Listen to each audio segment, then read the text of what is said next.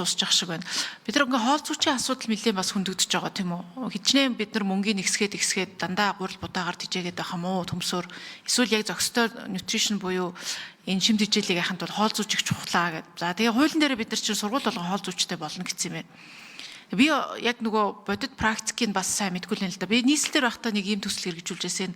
Сургуулиудын галтгооны техник тунаг төхөөрөмжийг шинжилээд хеликобактери дээр байхгүй болох нь угаалгын машин тий хийгээд тэгээд яг мэрэгжлийн хоол зүйч юу гэдэг нутришнист ийм загвар меню гаргаж ирсэн байхгүй юу. За 2500 төгрөгөд хамгийн оптимальны ийм орцтой ийм меню 7 хоногийн меню гаргаад сургуулиудад өгөөд тэгээд энүүгээр нь сургуулиуд хийжээя гэдэг. Тэгэхээр хоол зүйч өөрөө юу гэдэг нэг сургууль дээр бүтэн юу гэдэг 7 хоногийн 5 өдөр нь бүтэн нэг өдөр өглөөний 9-өөс 8-аас 5 хүртэл хоол зүйн ажиллаа хийгээд байж идэг тийм асуудал байт юм уу? Эсвэл ийм маягаар үнэхээр хүний нөөц дутагдaltaй байвал ийм хоол зүйчдийг ингэж одоо юу гэдэг загвар меню гаргах замаар тийм үү? Тэр юмныг яах замаар ингэж ашиглаж болох юм уу? Тэгэхээр байгаа нөөц болцоогоо яаж бид нар ашиглах уу?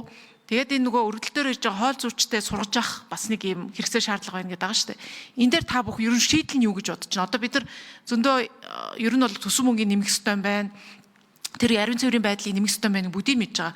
А хоол зүйчийн асуудал дээр та бүхний шийдэл тэгвэл одоо ийм 2 дахин дутмаг хүний нөөцтэй хууль нь юм байдаг.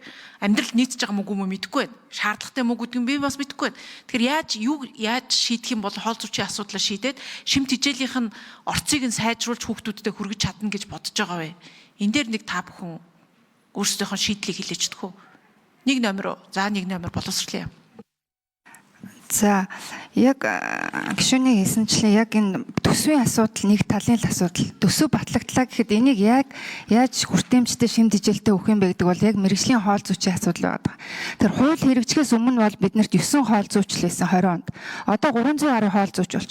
Тэгэхээр энэ дээр салбарын яамны зүгээс ямар бодлого авсан гэхээр шинжилгээ ухаан технологийн сургуультай хамтраад бакалавраар төгссөн одоо хүнсний чиглэлийн суур бакалавраар төгссөн хүмүүсийг хүрэх буюу богино хугацаанд хоол зүйчээр бэлтгэсэн. Нэгдүгээрт тийм учраас өнөөдөр 300 гаруй сургууль хангагдчихад байгаа. А цаашдаа бид нар яах вэ гэхээр яг нэгдсэн энэ зис менюг ингээ гаргаад хэрэгжүүлээ явж байгаа.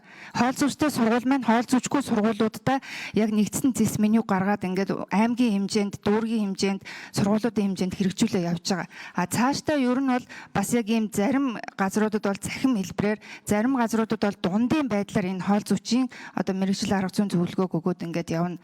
Бүрэн хангагдах хүртэх хугацаанд энэ арга хэмжээнүүдийг бол дундын арга хэмжээнүүдийг аваа явж байгаа.